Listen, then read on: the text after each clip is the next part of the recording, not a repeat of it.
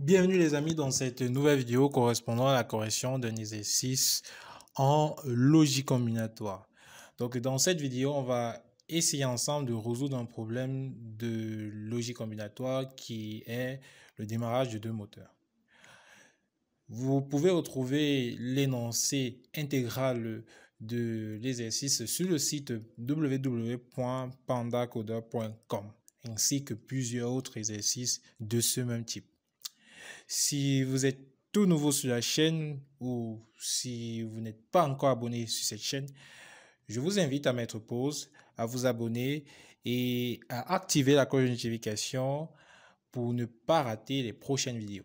Et si à la fin de cette vidéo, la vidéo vous a plu, alors n'hésitez pas à lâcher le petit pouce bleu ou à commenter la vidéo, ceci en cas d'incompréhension ou pas juste comme ça pour me dire un petit coucou. Voilà.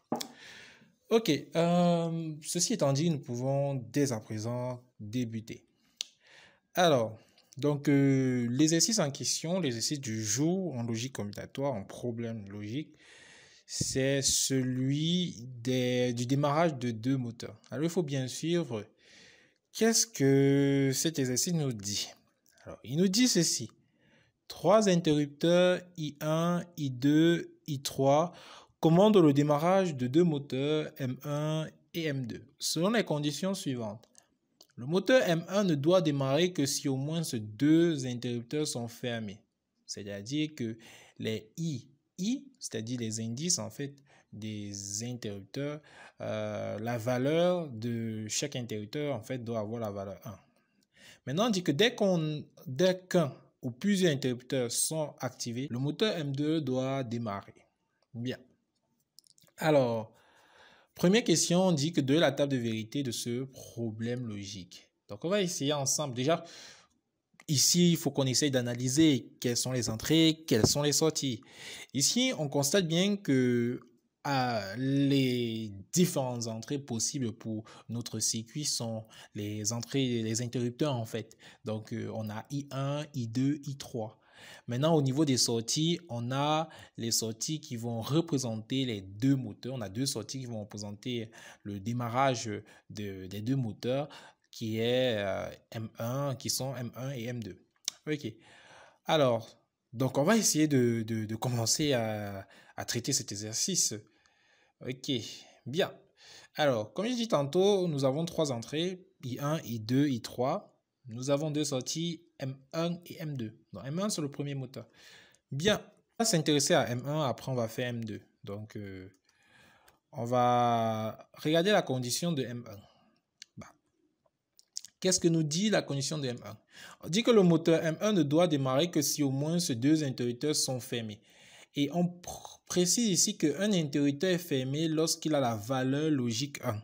Attention, un interrupteur est fermé lorsqu'il a la valeur logique 1.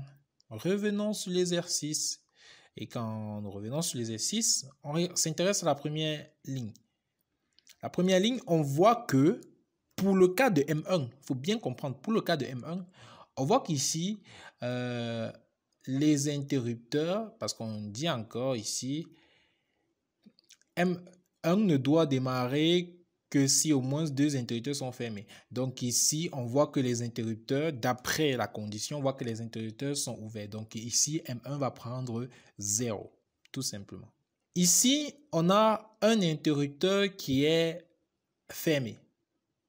Mais la condition nous dit que si au moins deux interrupteurs sont fermés, donc on doit au moins avoir deux interrupteurs fermés. Si on n'a pas deux interrupteurs fermés, on ne pourra pas démarrer le moteur M1. Donc ici, ça prend 0, tout simplement.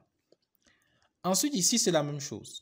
Ici, on n'a qu'un seul interrupteur qui est fermé. On dit qu'on veut plus d'un interrupteur. Donc ici, ça va toujours prendre la valeur 0, puisqu'on a un seul interrupteur qui est fermé. Ici, maintenant, on constate bien que nous avons deux interrupteurs qui sont fermés. Et on voit bien que ça répond à la condition si au moins deux interrupteurs sont fermés. Donc, du coup, ici, on va démarrer le moteur M1, tout simplement. Maintenant, on passe à la prochaine ligne et ici, on voit qu'on a juste un interrupteur qui est fermé. Donc, du coup, on ne pourra pas activer le moteur M1. Donc, ça passe à 0. J'espère que vous comprenez que lorsque le moteur est activé, il porte la valeur logique 1 et lorsqu'il n'est pas activé, il porte la valeur logique 0. Passons à la prochaine ligne. La prochaine ligne, on voit qu'on a deux interrupteurs qui sont fermés d'après l'énoncé, d'après la condition. Du coup, le moteur M1 peut démarrer. Ici, on voit bien qu'on a deux interrupteurs qui sont fermés. Le moteur M1 peut démarrer. Ici, on voit que les trois interrupteurs sont fermés. Ça tombe encore plus bien en fait. Donc, du coup, ici, le moteur M1 peut effectivement démarrer. Nous venons de terminer le remplissage du moteur M1. On va maintenant s'intéresser au moteur M2. Et qu'est-ce que nous dit le moteur M2? Le moteur M2, bon, qu'est-ce que nous dit la condition du moteur M2? On dit que dès que un ou plusieurs interrupteurs sont activés, le moteur M2 doit démarrer. Donc, dès que un ou plusieurs interrupteurs sont activés, le moteur M2 doit démarrer. Alors, qu'est-ce que cela sous-entend? Ça sous-entend que le moteur M2 va démarrer lorsque l'interrupteur sera activé. Contrairement à ce qu'on a eu à faire précédemment, le moteur est activé, l'activation, en fait, un interrupteur qui est actif, c'est un interrupteur qui a la valeur logique 1. Donc, il faut bien mettre cela en exergue. L'interrupteur qui est activé est un interrupteur qui a la valeur logique 1. Donc, ici, pour la première ligne, on voit qu'aucun interrupteur est activé. Donc, ici, on met 0. La deuxième ligne, on va voir que ici, un interrupteur est activé. Donc, on revoit encore la condition. La condition dit que dès que un ou plusieurs interrupteurs sont activés, le moteur M2 doit démarrer. Donc, si seulement il y a un interrupteur activé ou il y a plusieurs, le moteur M2 doit démarrer. Donc, ici, on voit que le moteur M2 doit démarrer. Donc, ici, on voit qu'on a un interrupteur, il démarre. Ici, deux interrupteurs activés, il démarre. Ici, un interrupteur, il démarre. Ici, deux interrupteurs, il démarre. Ici, deux interrupteurs, il démarre. Ici, tous les interrupteurs sont activés, il démarre. Nous venons effectivement de terminer le remplissage du moteur M2. Donc, vous voyez, ce n'était pas si compliqué que ça. Bien.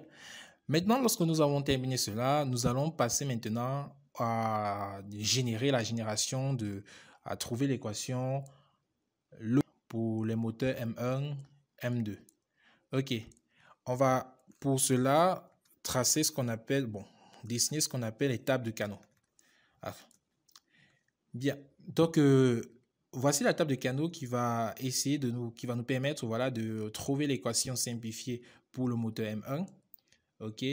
Donc, voici ce qu'on doit faire ici. Ce qu'on doit faire ici, c'est quoi? C'est tout simplement venir placer la valeur 1, les sorties à 1 du moteur M1 dans la table de canaux, en fait, qui correspond au moteur M1. Ok, donc commençons. On voit que la première sortie à 1 du moteur M1, c'est à 0, 1, 1. Donc 0, 1, 1. Je viens mettre 1 ici. Ok. Deuxième sortie, c'est à 1, 0, 1. 1, 0, 1. Je viens mettre 1 ici. Troisième sortie, 1, 0. 1, 1, 0. Je viens mettre 1 ici. Dernière sortie, 1, 1. 1, 1. 1. Donc, je viens mettre 1 ici. Maintenant, je vais essayer de regrouper, faire des regroupements. Ok. Bon. Le premier regroupement que je peux avoir ici, c'est celui-ci, en fait. Premier regroupement. Je dis ça bien, ok.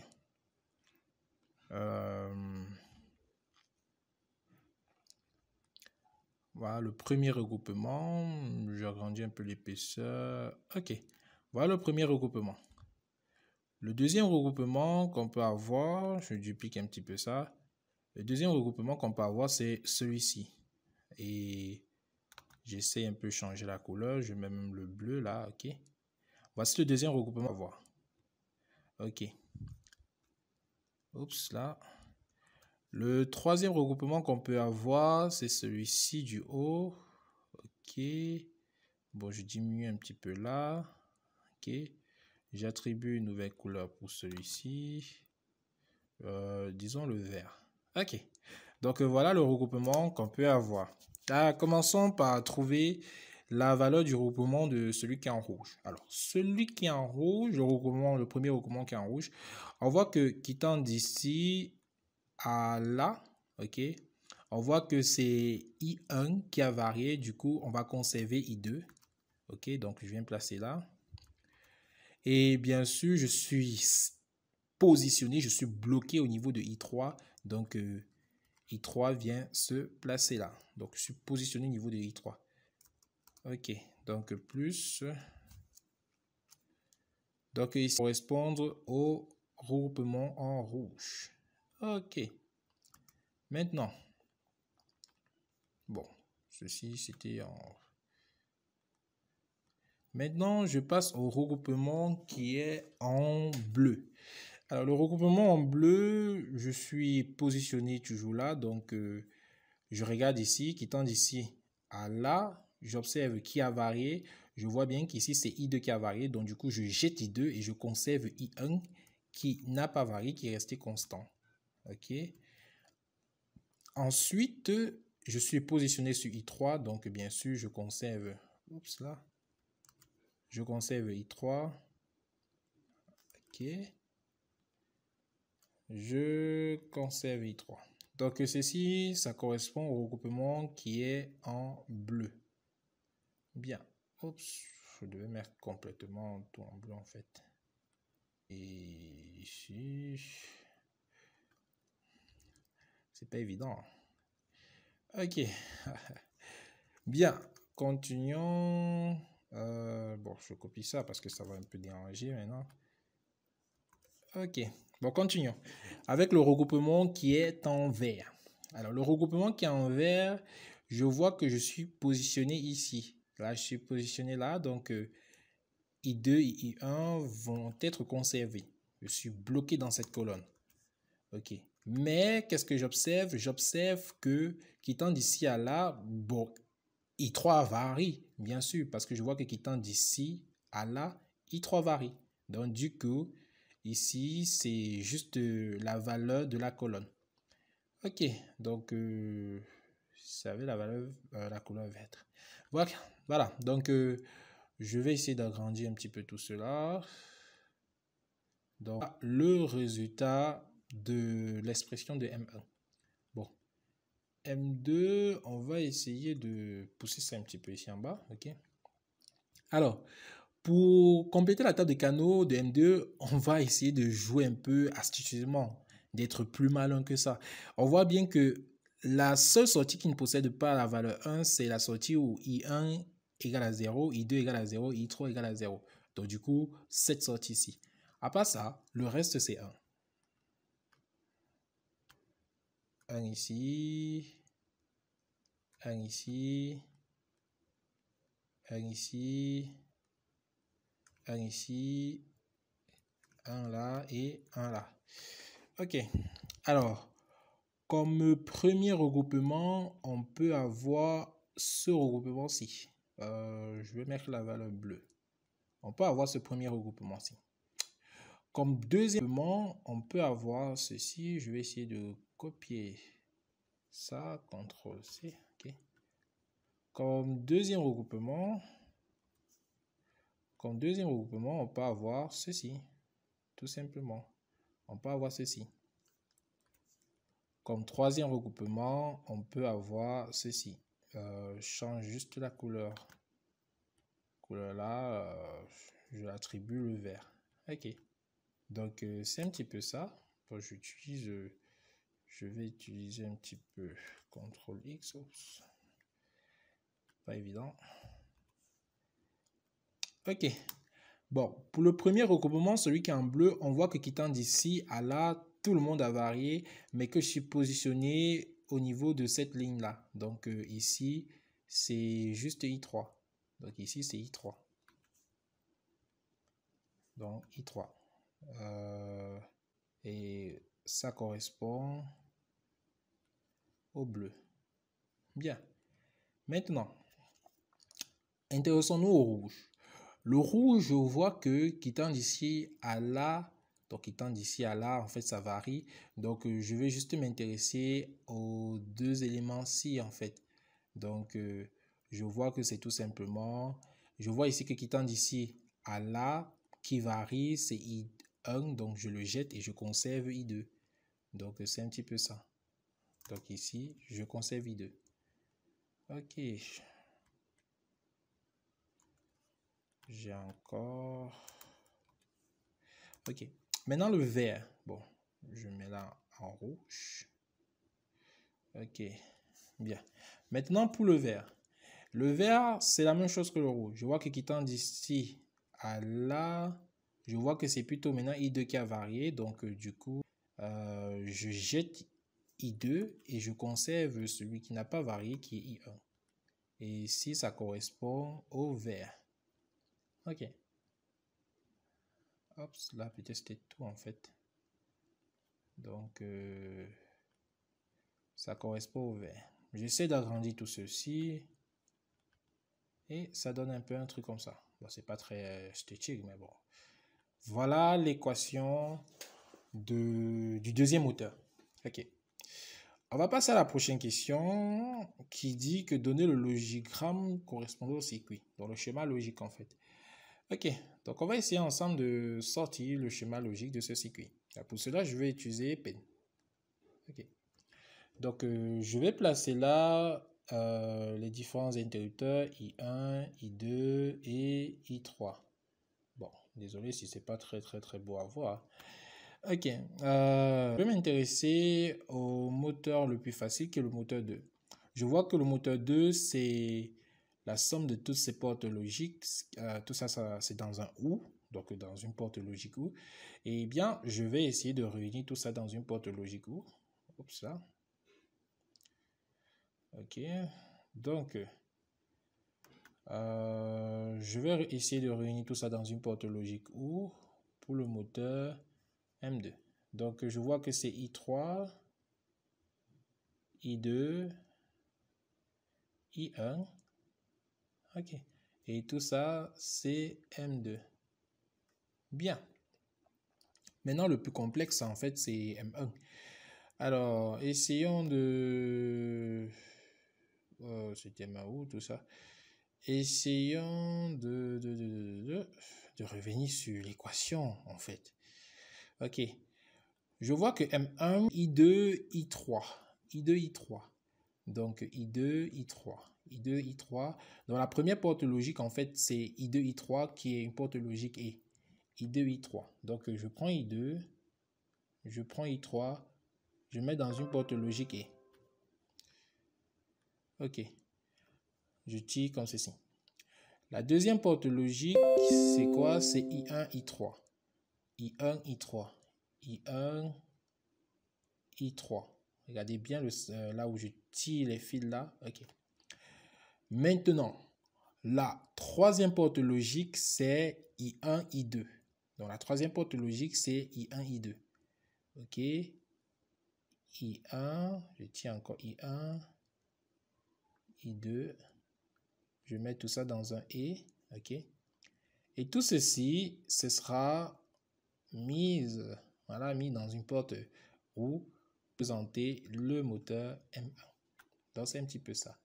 Donc, les amis, voilà. Nous venons de construire ensemble, pas à pas, le logigramme de ce circuit combinatoire, de ce problème, en fait. Donc, ceci marque ainsi la fin de cet exercice sur le démarrage de deux moteurs. Si vous avez aimé cette vidéo, n'hésitez pas à lâcher le petit pouce bleu, à partager la vidéo si vraiment elle vous a plu et n'oubliez pas d'activer la cloche de notification pour ne pas rater la prochaine vidéo. Merci les amis, c'était tout pour cette vidéo. À très bientôt pour une prochaine vidéo.